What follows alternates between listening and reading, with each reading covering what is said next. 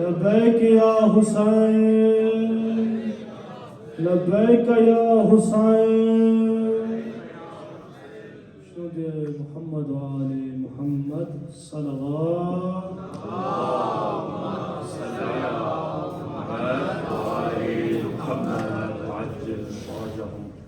الفاتحة. بسم الله الرحمن الرحيم.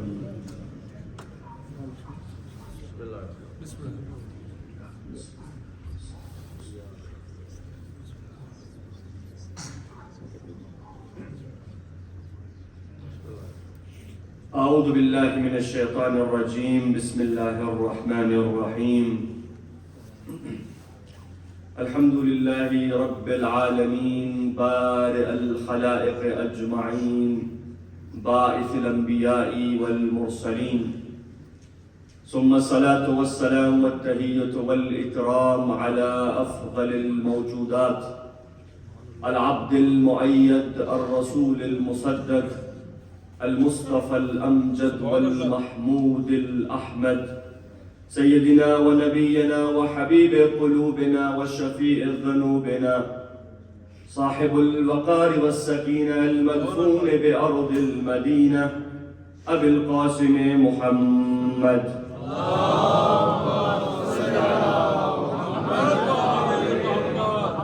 وآله الطيبين الطاهرين المعصومين المظلومين الذين أذهب الله عنهم الرجس وطهرهم تطهيرا.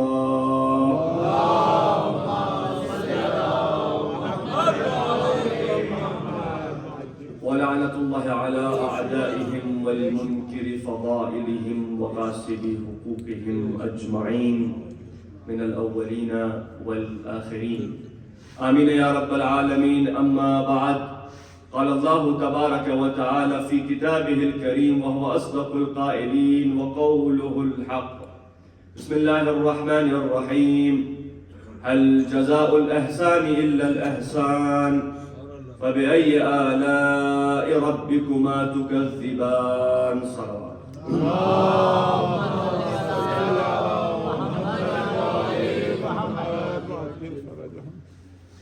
عزیز محترم، آخری مجلس ہے اور اگر اجازت ہو تو بچوں کے لیے بھی 10 منٹ میں انگلش میں کچھ پیغام دے کے آپ سے اجازت لوں. The topic that we have been discussing for the past 3 nights and tonight being the 4th night is that good, that blessing has to be repaid with another blessing. Or good is to be repaid with good.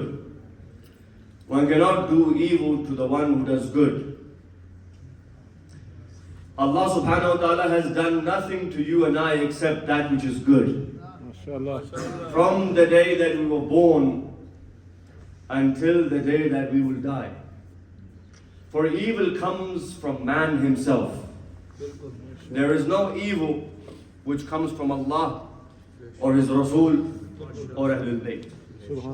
The evil comes from the nafs of the insan himself.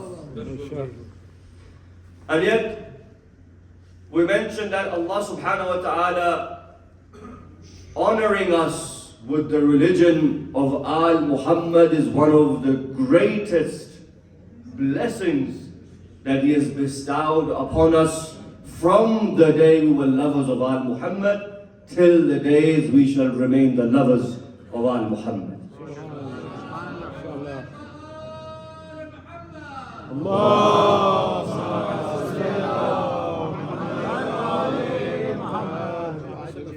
And hence the hadith says, when Allah wants to honor a man, when Allah wants to do good for a man, إِذَا أَرَادَ اللَّهُ, when Allah does the irada, that He wants to do something good or khair for someone, قَذَفَ فِي قَلْبِهِ حُبَّ الْحُسَيْنِ.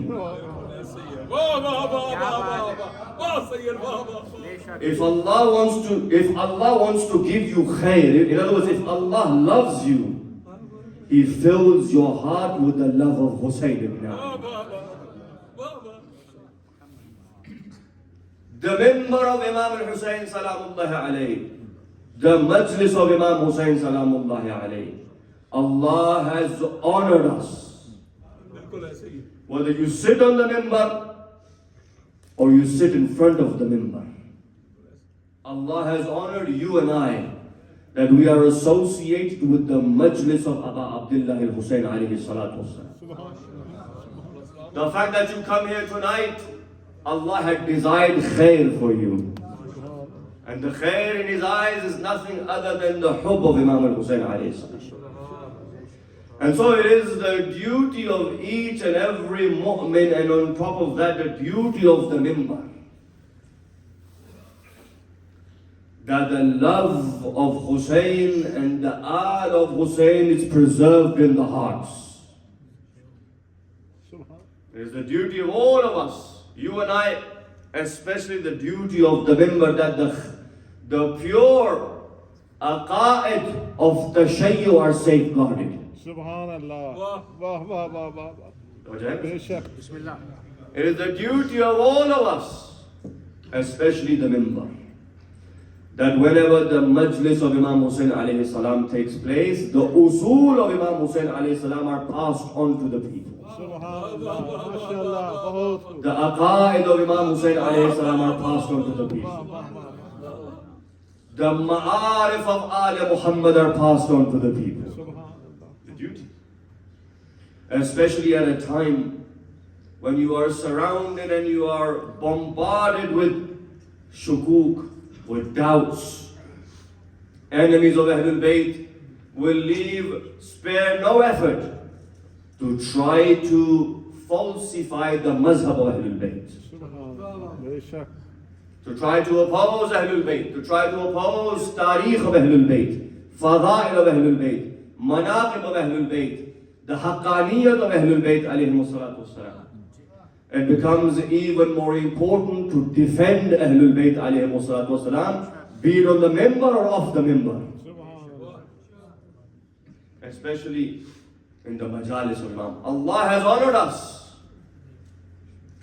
that He has entered the love of a person in our hearts that tongues cannot describe.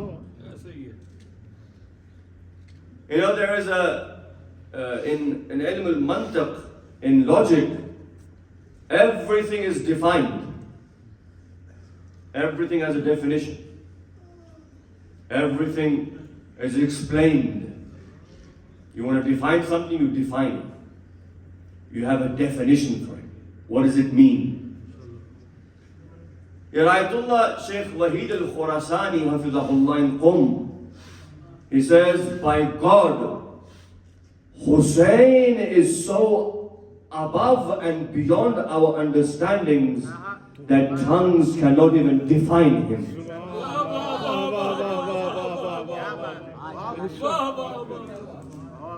Imam Hussain alayhi salatu wasalam is above definition. His Zat is beyond defining him or limiting him in words.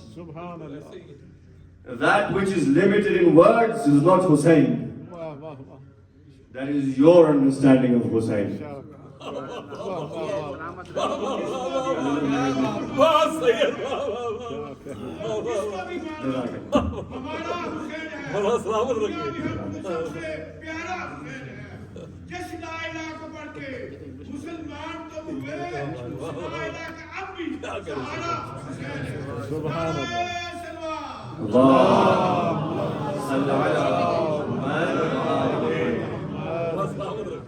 You with me? Like the hadith says, that when you think about God, when you say, what is Allah, what is God? If you have an idea of God in your mind, that is not God, that is your idea. That is not God. That is not Allah subhanahu wa ta'ala. That is your idea of God. Nobody knows what is the Zat of Allah subhanahu wa ta'ala. Ayatul Wahid says that nobody knows the true essence of Aba, the Zat of Aba Abdullah Hussain. He is above explanation. And it reminds me of the hadith where Rasulullah, when he mentions the merits of Imam Amirul Mu'mineen alayhi salam, he says, "O Amirul Mu'mineen, O Ali, no one understands you except I and Allah." For Allah is the one who created you, and I am the one from whose nur your nur was created.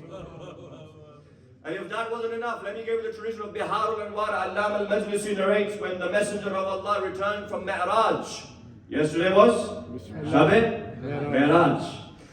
When Rasulullah came back from Mi'raj, he says, I passed by the first heavens, the second heavens, the third, the fourth, the Sab'a Samawat. I passed through all of them, and I reached a place known as Lawh al-Mahfuz. I passed Lawh al-Mahfuz, I reached the Qalam. I passed the Qalam, I reached his Kursi. Which means he reached the Arsh, for the Arsh is where the Kursi. In other words, he says, I passed the Kursi. In other words, I reached a point, which was the highest point where anyone could have ever reached. And this is where Rasulullah reached. And he says, Ya Rasulullah, what did you see? He says, once I passed through the 7 salawat, I passed through the Lawh al-Mahfuz, the Qalam, the Kursi, the Arsh. I saw that Allah has decorated his arsh with what? With the name of Hussein.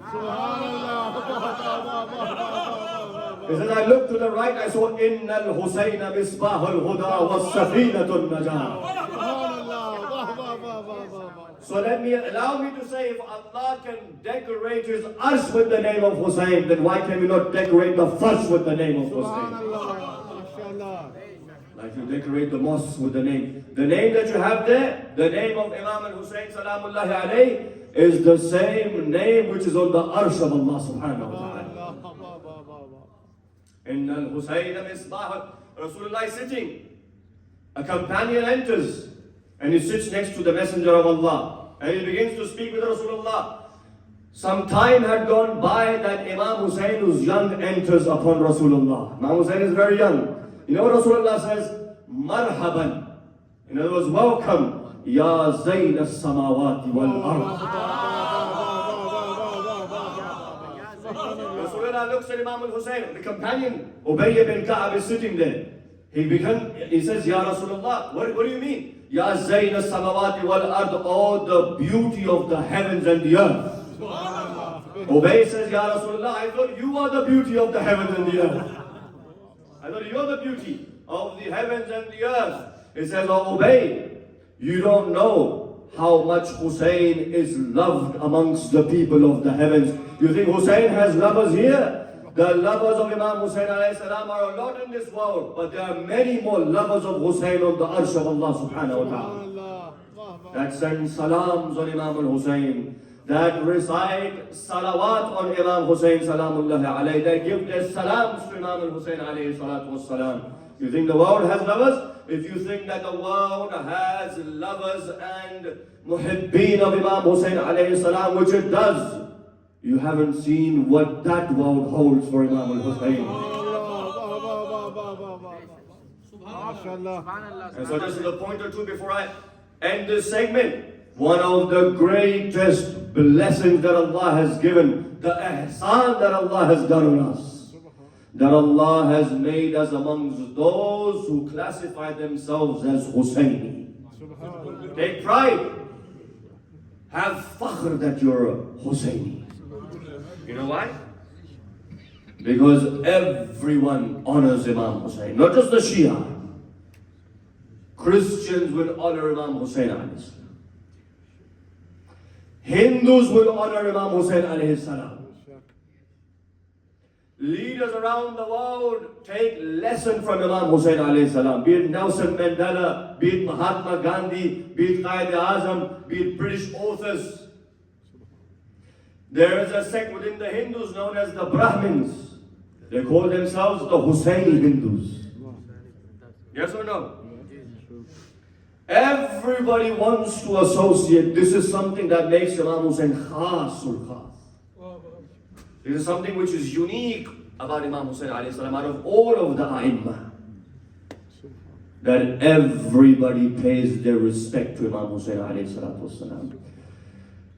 So if you find someone amongst the Muslims who tries to belittle Imam Hussein because he wants to save Yazid, then you should know that he is the worst of the creatures of Allah. Subhanallah.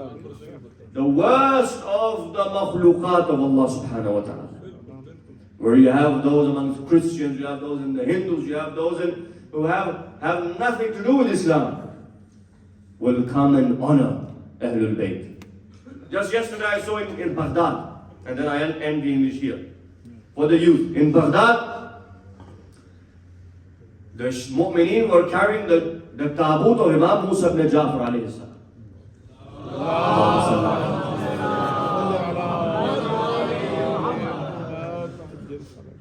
Through the streets of Baghdad.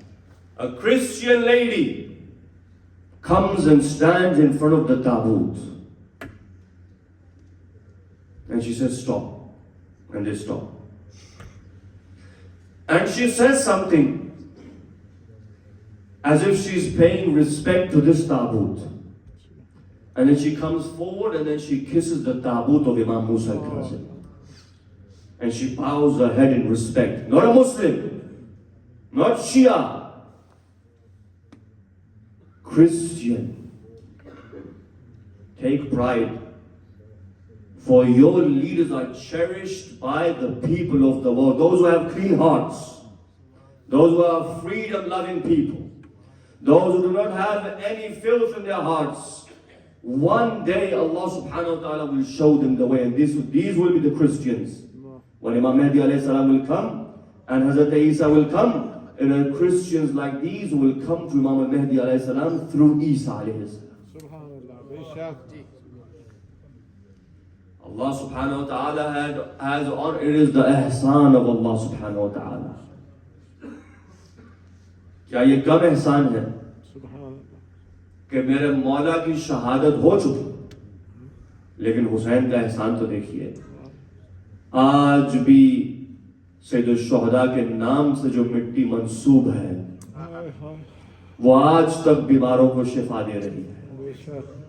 یہ کم احسان ہے میرے مولا. سید الشہداء شہید ہو چکے، لیکن وہ تربت سید الشہداء جس میں میرے مولا حسین کا پاک و پاکیزہ خون بہا تھا، آج بھی وہ تربت خاک شفا کے طور پہ ہمارے درمیان موجود ہے. یہ مولا حسین کا احسان ہے. ان کے نام سے جو چیز منسوب ہو جائے ہمارے لیے متبرک ہے. کہ جائے کہ وہ مٹی ہو جس میں میرے مولا کا وجود مقدس ہے، جس میں مطہر ہے. عزیزان محترم، کیونکہ مجلس سید الشہداء سے منسوب ہے تو میں چاہتا ہوں میرے مولا امام حسین سے متعلق اگر چند ان کے فضائل کے جملے آپ کی خدمت میں بسم اللہ بسم اللہ. اگر سنیں گے حضرات، اگر تھکے نہیں ہیں، مختصر کروں گا آج. بسم اللہ. عزیزان محترم، چھٹے امام سے روایت ہماری کتابوں میں موجود ہے. بسم اللہ. مولا فرماتے ہیں کہ اللہ کے 73 اسم اعظم ہیں. سبحان اللہ. اسماء اللہ الاعظم. اللہ نے ان میں سے چند اپنے انبیاء میں تقسیم کر رکھے ہیں. آپ جانتے ہیں، لیکن مجھے سید الشہداء تک آنا ہے. بسم اللہ. فرماتے ہیں، مولا فرماتے ہیں کہ ان میں سے 25 حروف حضرت آدم کو دیے ہیں اور 25 حروف حضرت نوح علیہ السلام، 8 حروف حضرت ابراہیم اور 4 حروف حضرت موسیٰ. توجہ ہے یا نہیں؟ بسم اللہ بسم اللہ. ان حروف پر غور چاہوں گا، پھر آپ کو لطف آئے گا. 25 کس کے؟ حضرت آدم. 25 حضرت نوح، 8 حضرت ابراہیم، 4 حضرت موسیٰ، حرفین 2 حضرت عیسیٰ. اب سب سے کم کس کے ہوں؟ اور مردوں کو کون زندہ کرتا تھا؟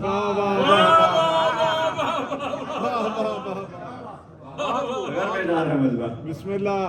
حرفین. مولا فرماتے ہیں بس 2 حرف، اس میں اعظم کے حروف میں سے 2 حرف اللہ نے دیا حضرت عیسیٰ کو، اور حضرت عیسیٰ ان حروف سے کہتے تھے قم بِإِذْنِ رَبِّكَ. سبحان اللہ. بے شک. کھڑے ہو جا اپنے رب کے اذن سے، تو مردہ کھڑا ہو جاتا تھا. لیکن میرے مولا فرماتے ہیں کہ ان 73 میں سے 72 اللہ نے ہمارے جد محمد کو دیے ہیں. اور ایک اس لیے باقی رکھا تاکہ خالق اور مخلوق میں بہرحال ایک فرق باقی رہے. اللہ محترم ایک اور فرق جسے اللہ نے ایک حرف دیا, آصف ابن برخیہ, اب آپ جانتے ہیں اور اس میں قرآن مجید کی آیات موجود ہیں. حضرت سلیمان نے کہا یا ایھا الملأ ایکم یاتینی بعرشها قبل ان یاتونی مسلمین, اے میرے درباریوں, دربار تھا, اے میرے درباریوں کون ہے جو تخت بلقیس, آپ جانتے ہیں تاریخ, مجھے آپ کو کہیں لے جانا ہے, کون ہے جو تخت بلقیس لائے؟ تو قال عفریت من الجن انا آتیک بہ قبل ان تقوم من مقامک. سبحان اللہ. یہاں تک تو آپ نے سن رکھا ہے, کیا میں لاؤں گا؟ جنوں میں سے بڑا خبیث جن بولا کہ میں لاؤں گا, بڑا کانفیڈنٹ تھا, اور اتنا کانفیڈنٹ تھا. آیت تو یہاں تک سن رکھی, لیکن آیت کا جو اگلا حصہ مجھے اس پر کچھ گفتگو کرنی ہے, اور روک کر بسم اللہ. کہا کہ میں نے, اللہ کے نبی میں لاؤں گا قبل اس کے کہ آپ کھڑے ہوں اور یہ اجلاس جو ہے برخاست ہو جائے. لیکن اگلا جملہ واقعا غور طلب ہے, یہ قرآن جملہ نہیں, قرآن کی آیت ہے. اور جملہ ہدیہ کروں اذان محترم, عقیدہ وہی ہوتا ہے جس کی اصل قرآن میں موجود ہو.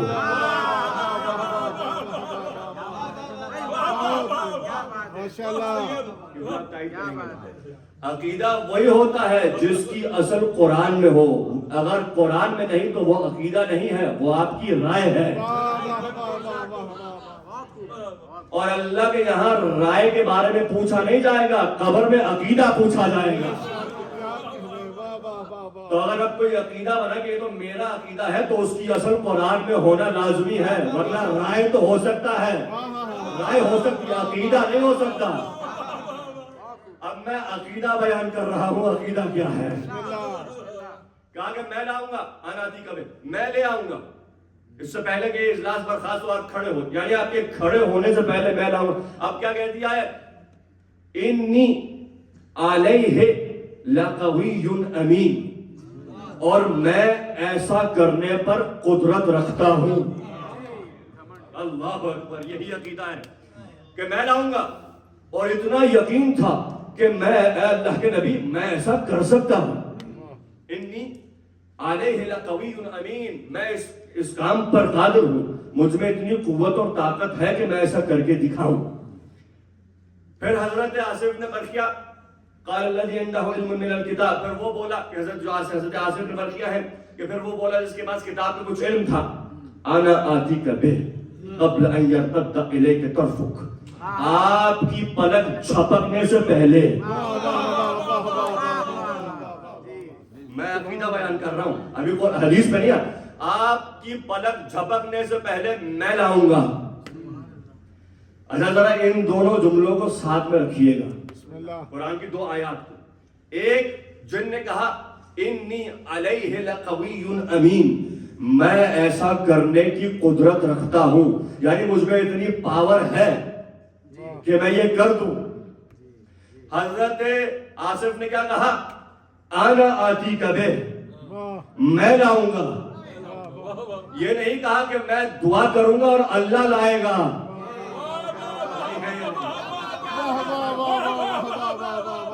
جاگ کے سنیے گا, لے جا رہا بھائی, یہ علم کلام کی بحث ہے. علماء میں یہ بحث رہی کہ اہل بیت جب معجزہ کرتے ہیں تو اس معجزے کی نوعیت کیا ہے.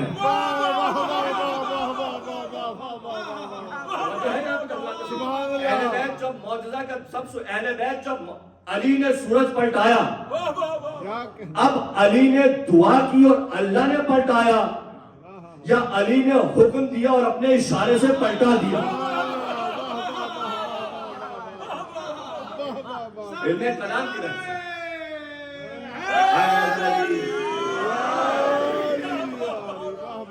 علم, یہ کتابوں میں بحث ہے علماء. یعنی اہل بیت جب کوئی معجزہ, اگر حضور نے چاند کو تو نصف کیا, اللہ کے نبی نے کیا اللہ سے پروردگارہ اسے تو نصف کر دے, حضور نے دعا کی اور وہ چاند تو نصف ہو گیا, یا پھر حضور کے اشارے پہ وہ چاند حضور کا موتی تھا,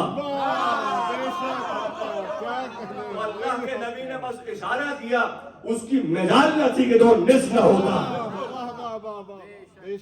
اچھا جواب سے پہلے اتنا ضرور عرض کر دوں, ان میں سے کوئی بھی ہو دونوں میں آل محمد کی فضیلت موجود ہے. بے شک کیونکہ آج تک کوئی مائی کا لال پیدا نہیں ہوا جس کی دعا پہ سورج پلٹ آئے. اگر دعا بھی ہو, نہیں دعا تھی ابھی اس کی طرف آئے, اگر دعا بھی ہو یا اشارہ ہو دونوں میں آل محمد کی فضیلت ہے. اب آئیے قرآن, کیونکہ میں نے کہا نا عقیدہ قرآن سے ہونا چاہیے. ہاں حدیث اس کی تائید میں آپ پیش کریں, اس کی سپورٹ میں, اس کی بیک میں آپ حدیث پیش کریں, بالکل صحیح, بالکل درست, لیکن اصل قرآن کی آیات ہے. انا آتیک بہ انی علیہ لقوی امین, میں لاؤں گا. نہیں کہا کہ میں دعا کروں گا اللہ لائے گا. جن نے کہا مجھ میں یہ کرنے کی طاقت ہے. اچھا حیرت کی بات ہے کہ جب آصف ابن برخیہ نے کہا نا کہ انا آتیک بہ, کہ میں اسے لاؤں گا, انہوں نے بعد میں یہ نہیں کہا انا آتیک بہ باذن اللہ.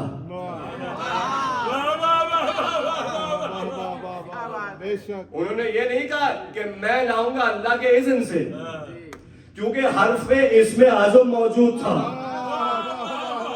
بھائی جسے ایک بار اذن دے دیا جائے اسے بار بار پوچھنے کی ضرورت نہیں ہوتی.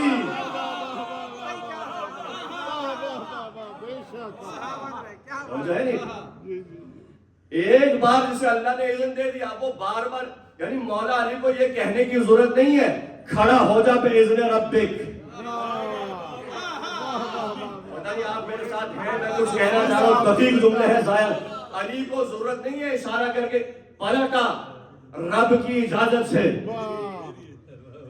واجب نہیں ہے معصوم پر کہ حضور کہیں تقسیم ہو جا, دو نصف ہو جا اللہ کے اذن سے. بھائی اللہ کا اذن تو ہے, کیونکہ اس کے اذن کے بغیر تو کچھ نہیں, نہ کائنات ہے, نہ فلک ہے, نہ کچھ ہے. لیکن جب ایک بار اللہ نے اذن دے دیا اب ان پہ واجب نہیں ہے کہ یہ کرو بے اذن ربک, یہ کرو بے اذن ربک, یہ کرو بے اذن ربک. اللہ نے کہا ہم نے اذن دے دیا, اب تمہارا ارادہ ہمارا ارادہ ہے.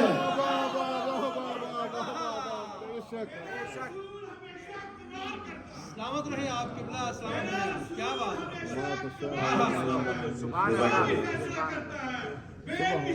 بے مثال کرتا ہے. میرے نبی کو شمس و قمر سے مت پہچان, یہ کام تو ان کا بلال کرتا ہے.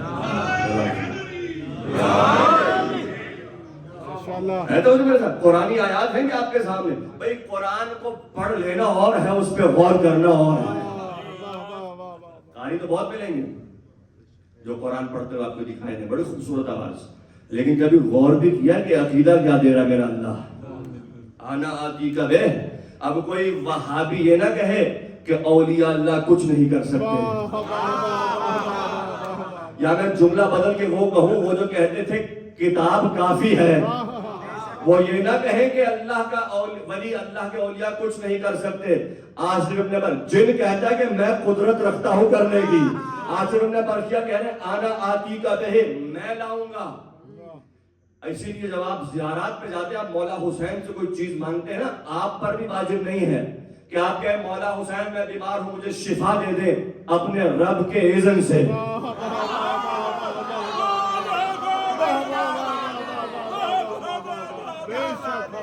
پیچھے والے فرق نہیں بنا رہے. بسم اللہ بسم اللہ. آپ پہ واجب نہیں ہے, آپ پہ واجب نہیں, آپ کے مولا میں بیمار ہوں, آپ کی بارگاہ میں حاضر ہوا ہوں, مجھے شفا دے دیجیے اللہ کے اذن سے. بھائی حسین ہی اذن الہی کا نام ہے.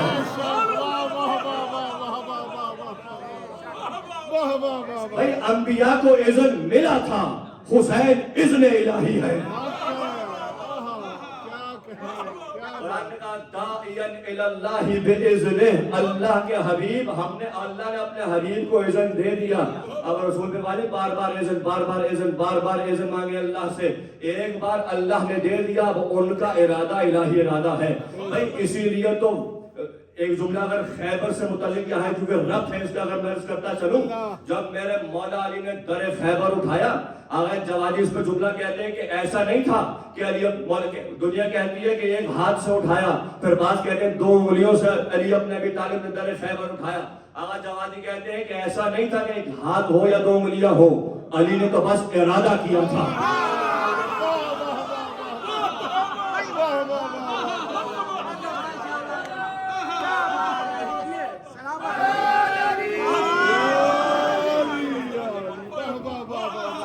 ہیں ذرا.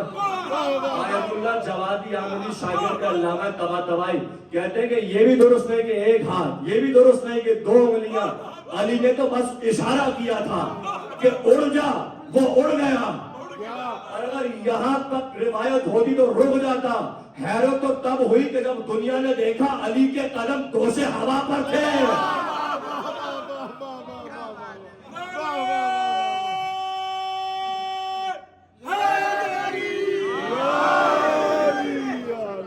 سلامت رہے. اور اس میں حیرت کی بات نہیں ہے جس کے قدم دوش محمد پر ہو. یہ ہوا کیا چیز ہے جس کے قدم مہر نبوت پر ہوں. عزیزان محترم، علی ابن ابی طالب نفس پیغمبر ہیں. تو اگر 73 سے 72 حروف محمد میں ہیں تو سینہ محمد سے سینہ علی میں ہے، سینہ علی سے سینہ حسن میں ہے، سینہ حسن سے سینہ حسین میں ہے، اور آج حضرت حجت کے سینے میں ہے.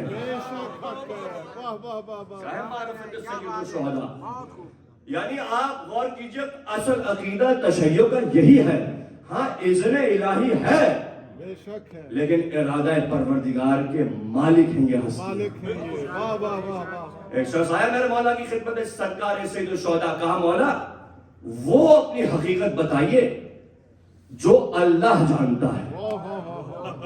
یا میں سادہ زبان میں یوں کہوں کہ مولا اپنے وہ فضائل سنائیے کہ جو اللہ نے آپ کو عطا کیے ہیں. میرے مولا نے منع کر دیا، تجھ میں قوت برداشت نہیں. یعنی فضائل اہل بیت کو ہضم کرنے کے لیے قوت برداشت کی ضرورت ہے. کہ آپ میں وہ ہمارے اسرار ہیں، وہ اسرار آل محمد ہیں. اور ویسے بھی ہر اسرار آل محمد اہل بیت نے ہر کسی کے سامنے بیان نہیں کیے، مگر یہ کہ کوئی من اہل بیت ہو، مگر یہ کوئی سلمان ہو یا ابو ذر ہو. ہر شخصیت کا اپنا ایک جو ہے معیار ہوتا ہے. ائمہ اہل بیت نے ظرفیت کو دیکھ کر بیان کیا، لیکن اسے شاید مولا سے محبت تھی کہ اس نے اصرار کیا، نہیں مولا آپ آج سنا دیجئے. کہ نہیں تم قوت برداشت نہیں رکھتے، کہ نہیں مولا سنا دیجئے، کچھ بتا دیجئے. روایت کہتی ہے مولا نے اس کے کان میں کچھ فرمایا، قریب گئے، مولا نے کچھ کہا. حیرت اور تعجب کی انتہا یہ تھی کہ سر اور داڑھی کے بال سفید ہو گئے. نہ جانے کیا میرے مولا حسین نے. اور جیسے ہی مولا نے اس کی یہ حالت دیکھی، پھر دوسرے کان میں کچھ آپ نے ارشاد فرمایا اور دوبارہ اپنی اس کی اصلی حالت پر پلٹ آیا اور کہا یہ اللہ کا تجھ پر احسان ہے کہ تو بھول گیا ہے. اگر تجھے یاد رہتا کہ ابھی میں نے کیا کہا ہے تو تو شاید مر جاتا. یہ آل محمد کے اسرار بس انہی سینوں کے لیے ہیں کہ جو سینے گشادہ ہیں.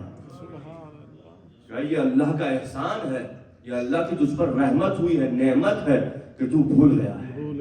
ایسے جو شہداء کا مقام، وہ تمام حروف اب میرے مولا حسین نے. اس نے کلام کیا. الذی من عندہ علم من الکتاب، چھٹے امام انگشت شہادت سے اپنے سینے کی طرف اشارہ کرتے ہیں، کہتے ہیں کہ ان کے پاس کتاب کا کچھ علم تھا. واللہ عندنا، اور خدا کی قسم ہمارے محمد کے سینوں میں کتاب کا کل علم ہے. وہاں کچھ علم تھا تو یہاں کل علم ہے. اب ذرا مقایسہ تو کیجئے. کچھ علم والا پلک جھپکنے سے پہلے تخت بلقیس کو یمن سے لے آیا سرزمین شام. حضرت سلیمان کہتے ہیں کہ بلقیس راستے میں اپنے قافلے کے ساتھ آپ لے آئے قبل ان یاتونی بی مسلمین، اس سے پہلے کہ وہ یہاں پر آ کے میرے سامنے سر تسلیم کو خم کر دیں، کیونکہ وہ مسلمان ہو گئی تھی. اور بعد میں ان کا حضرت سلیمان سے ہوا تھا، شادی ہو گئی تھی. وہ کہ جو ایک حرف جانتا تھا، زمان اور مکان پر حق تصرف رکھتا ہے. آپ قرآن ہی سے دوسرا عقیدہ دے رہا ہوں. ہے اجازت دو چار یہ دوسرا عقیدہ آپ کے حوالے کر کے ممبر چھوڑ رہا ہوں. عزیزان محترم، حق یہ ایک حرف زمان و مکان پر تصرف.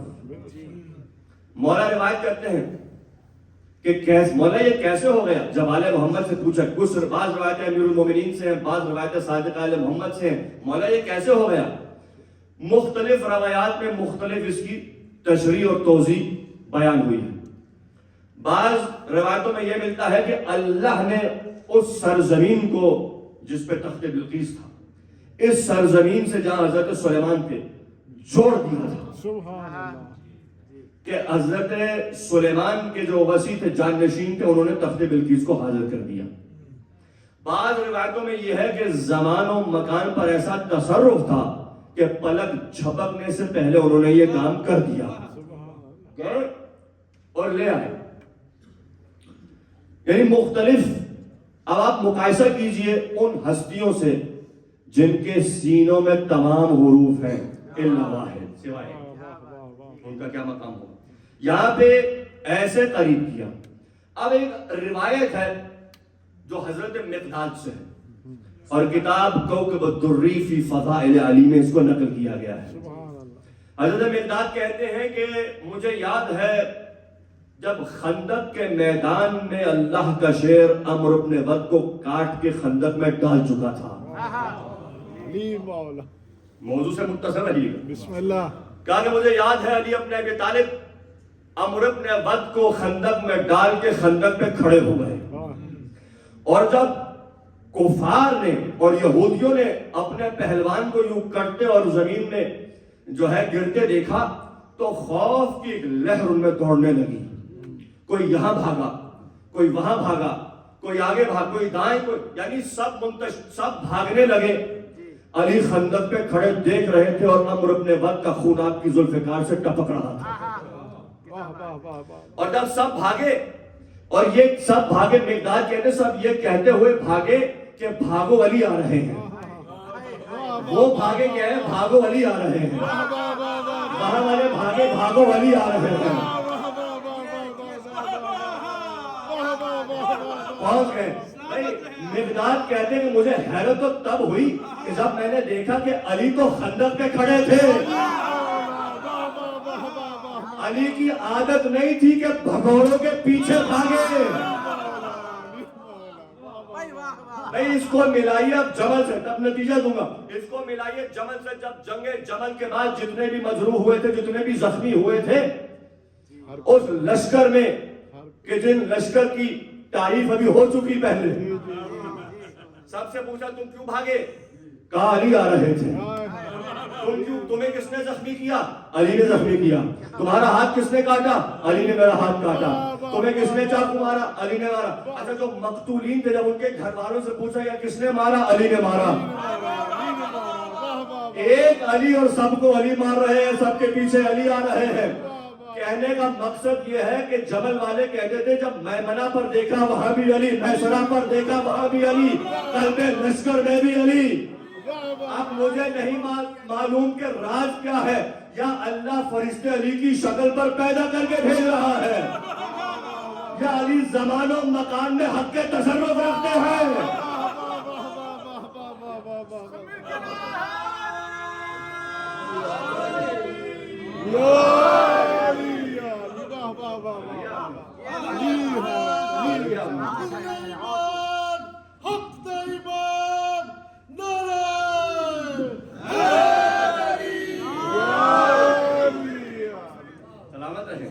شاد و آباد رہے۔ حضرت محترم، یہ آصف ابن برخیہ سے اگر مقایسہ میرے مولا علی کا ہو تو یہ تو بہت چھوٹی بات ہے، بہت قلیل ہے، یہ بہت کم ہے کہ جو یہ ہستیاں ابھی واقعا اللہ کے سامنے کر سکتی ہیں اذن الہی سے۔ اور حضرت محترم، یہی عقیدہ ہمارا اہل بیت سے متعلق ہے جو قرآن مجید میں موجود ہے کہ اہل بیت علیہ السلام کو وہ اذن حاصل ہے کہ انہیں دعا کرنے کی ضرورت نہیں ہے۔ کیا بات ہے، گرچہ اس میں بھی فضیلت ہے، چاہے تو دعا بھی کریں، اس میں بھی فضیلت ہے، لیکن ان کا مقام اس سے بلند اور بالا تر ہے۔ ہر چیز ان کی موتی ہے۔ اہل بیت علیہ السلام جن کے ہاتھ پہ سنگریزے کلام کریں، کیا بات ہے، کیا بات ہے، جنہیں درخت جھک جھک کے سلام کریں۔ دیکھیے آپ نے یہ اہل بیت کا مقام یہ ہے. اور یہ علم کلام میں بحث ہے علماء کے درمیان کہ دعا ہے یا خود اہل بیت کا اشارہ ہے یا ان کا حکم ہے. حقیقت تو یہ ہے کہ یہاں پھر قرآن مجید میں ہمیں ملتا ہے کہ خود حضرت آصف بن برقیہ اپنے فعل کے ذمہ دار ہیں. خود لائے. کوئی یہ نہیں کہہ دیتا مسلمانوں میں کہ وہ نہیں لائے. آنا آتی کبھی میں آپ کے لیے اس چیز کو حاضر کروں گا. بس ایک جملہ سید الشہداء کی شان میں اور میں مصائب سے متصل اور یہیں پہ مجلس کو ختم کروں. آپ کی محبتوں کا ممنون ہوں اور شکر گزار ہوں. پروردگار عالم آپ کو کوئی غم نہ دے سوائے غم اہل بیت کی. بڑی محبت سے آپ نے سنا. ایک جملہ مجھے اجازت دیجیے شان سید الشہداء علیہ السلام میں اور میں اس زحمت کو تمام کروں. مصائب سے متصل عزیزان محترم، سید الشہداء کی ذات اگر اللہ، جو میں نے عرض کیا، اگر اللہ چاہے کہ کسی کے دل میں خیر کو ڈالے تو وہ حب الحسین کو ڈالتا ہے. آپ کا یہاں آنا فرش ذا پر بیٹھ جانا اس بات کی دلیل ہے کہ اللہ آپ کے لیے خیر کا طلبگار ہے. اللہ آپ کے لیے خیر چاہتا ہے اور یہ خدا کی قسم یہ بہت بڑی نعمت ہے. یہی احسان ہے آل محمد، یہی احسان ہے. ائمہ اہل بیت کو بھیجنا اس کا ہم پر احسان ہے. ائمہ اہل بیت کا ہمارے سامنے تبلیغ کرنا، ہمیں حلال و حرام سکھانا اس کا احسان ہے. ائمہ اہل بیت کا یہ معجزات دکھانا اس کا احسان ہے. هل جزاء الاحسان الا الاحسان. اور اسی لیے تاریخ میں اہل بیت علیہ السلام نے معجزات کو دکھایا، معجزات کو پیش کیا تاکہ ان پر اللہ کی حجت تمام ہو جائے. جب اس نے اہل بیت کو بھیج کر احسان کیا، حسین جیسے مولا کے در سے وابستہ کر کے احسان کیا، تو کیونکہ احسان کا بدلہ احسان سے ہے اور بندہ خالق پر تو احسان کر نہیں سکتا، تو کم سے کم اسے اس نعمت کا جواب یوں دینا چاہیے کہ ایک اچھا حسینی بن کے سامنے آئے. شہداء کی شان اتنی بلند ہے کہ اگر کوئی در حسین سے متصل ہے تو اس کے کردار پہ کوئی سوال اٹھانے والا نہ. میں اس مولا کا ماننے والا ہوں، میں اس حسین کا ماتمدار ہوں، میں اس حسین کا عزادار ہوں، میں اپنے نام کو اس حسین کے نام سے متصل کرتا ہوں. اس لیے میرے مولا فرماتے ہیں تم ایسے بنو کہ تمہیں کہنا نہ پڑے کہ میں حسین کا عزادار ہوں. کردار اور انداز سے پہچانے جاؤ کہ یہ حسین کا عزادار ہے.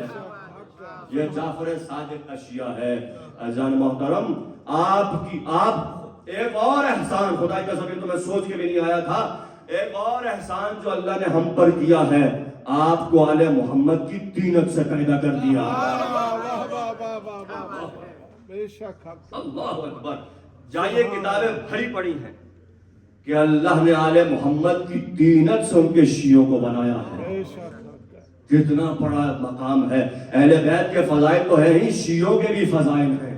اگر کوئی واقعاً شیعہ علی ہو، شیعہ حسن ہو، آل محمد کا شیعہ اور چاہنے والا ہو، تو آپ اس طینت سے بنے ہیں. اب آپ سمجھے کہ کیوں ان کی خوشی میں ہم خوش ہوتے ہیں اور کیوں ان کے غم میں ہم غمگین ہوتے ہیں. کیونکہ طینت ایک ہے. جب ان کی آمد ہو تو مومن کے چہرے پر خوشی ہوتی ہے. جب ان کی شہادت ہو تو آنکھوں میں آنسو ہوتے ہیں. یہ اس طینت کا اثر ہے، اس کا تقاضا ہے، اس کا اثر ہے. اور جب میرا مولا سفر غربت اختیار کرنے والا ہو تو ہر مومن اپنے اندر وہ احساس غربت کرنے لگتا ہے. آزادارو، یہ مجلس میرے مولا حسین کی روانگی سے منسوب ہے. وہ حسین جو اسی مدینے میں نانا کی پشت پر کھیلا کرتے تھے، وہ حسین جو اسی مدینے میں نانا کے کاندھوں پر سوار ہو کر مدینے کی گلیوں کا سفر کرتے تھے، وہ حسین جو اسی مسجد مدینہ میں اگر گر پڑتے تھے تو میرا نبی خطبہ چھوڑ کے منبر سے نیچے آ جائے اور حسین کو اٹھا کے اپنی آغوش میں بٹھا کے خطبے کو دے. آج وہ مدینہ حسین کے رہنے کے قابل نہ رہا. آج میرے مولا کو وہ شہر چھوڑنا پڑا ہے.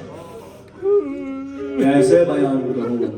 مجھے نہیں معلوم شب عاشور کی رات زیادہ مشکل تھی یا حسین کے لیے قبر رسول سے جدائی زیادہ مشکل تھی.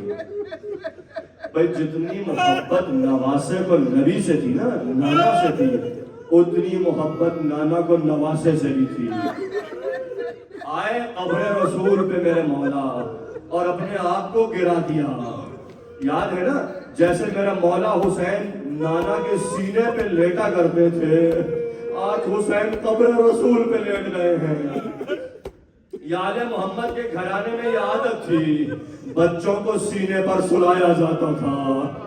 آپ کو یاد ہے نا شام غریبہ میں ایک بچی سینے کے تلاش میں تھی، جب سینہ نہ ملا تو مقتل پہ سر رکھ کے سو گئی. آزاداروں میرا مولا حسین بن نانا کے سینے پہ سر رکھ کے سویا کرتا تھا. آزاداروں میرا مولا قبر حسین پہ سر رکھ کے سو گیا. مقتل میں ملتا ہے، مورخین نے سنی شیعہ مورخین نے اس روایت کو لکھا ہے کہ روتے روتے قبر رسول پہ میرے مولا کی آنکھ لگ گئی.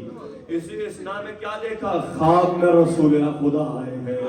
رسول نے حسین کو اپنے سینے سے لگایا، اپنے ساتھ بٹھا لیا. رو کے میرے مولا حسین نے جملہ کہا، نانا جان اب مدینہ رہنے کے قابل نہ رہا، اب جینے کا جی نہیں چاہتا. نانا اپنی قبر کی آغوش میں جگہ دے دیجئے. بس عزاداروں میرے مولا نے جملے کہے تو رسول خدا رونے لگے. کہا اے میرے لال، اے میرے حسین، اللہ نے تیرے لیے خاص مقام کو رکھا ہے اور اس کے لیے تیرا امتحان ضروری ہے. شاء اللہ ان یراک قتیلا. اے میرے لال، اللہ نے جو تجھے مقام دیا ہے وہ شہادت کے ذریعے سے ہے. ابھی تو تجھے بچوں کی قربانی دینی ہے، ابھی تو تجھے جوانوں کی قربانی دینی ہے، ابھی تو زینب کی اسیری کی قربانی ہے. اجرکم علی اللہ میں کیسے بیان کروں، سب جملے ہیں. بھائی اسی اسنا میں ایک مرتبہ میرے مولا بیدار ہوئے. آخری مرتبہ کہا، نانا جان حسین کا آخری سلام، اب حسین کبھی مدینے نہ آئے گا.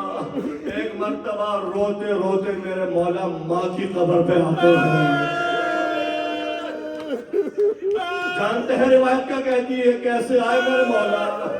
جیسا بچہ ماں کی طرف بھاگتا ہے، میرا مولا بھاگتا بھاگتا ماں کی قبر پہ آیا.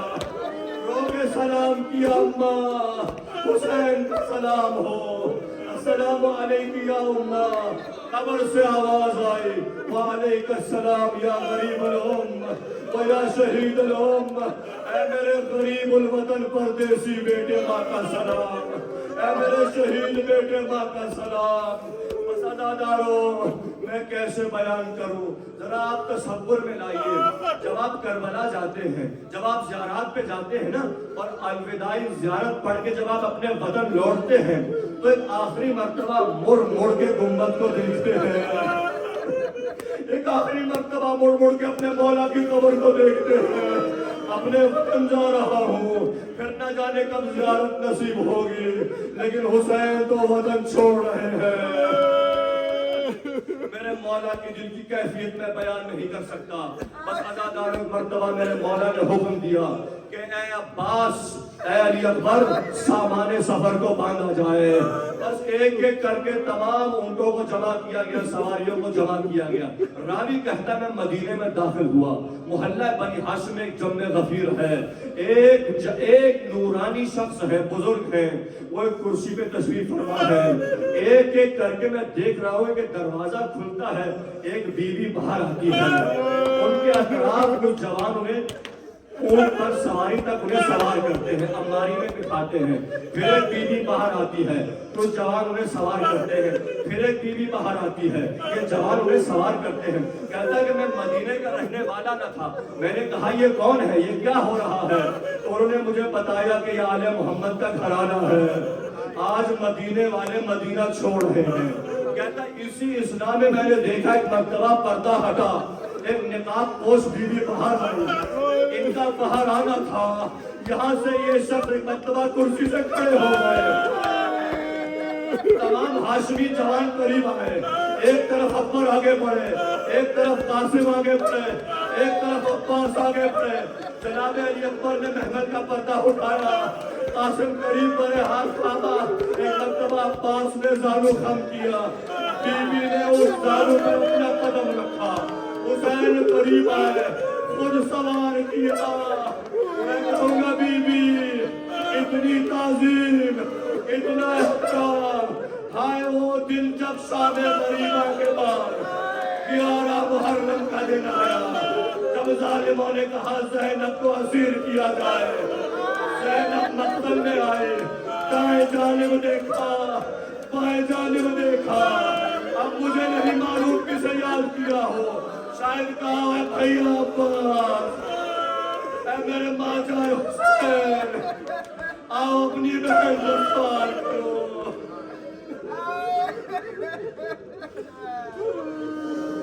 فلا لعنة الله على القوم الظالمين وسيعلم الذين ظلموا أي منقلب ينقلبون والعاقبة للمتقين. إنا لله وإنا إليه راجعون. ماتم حسین.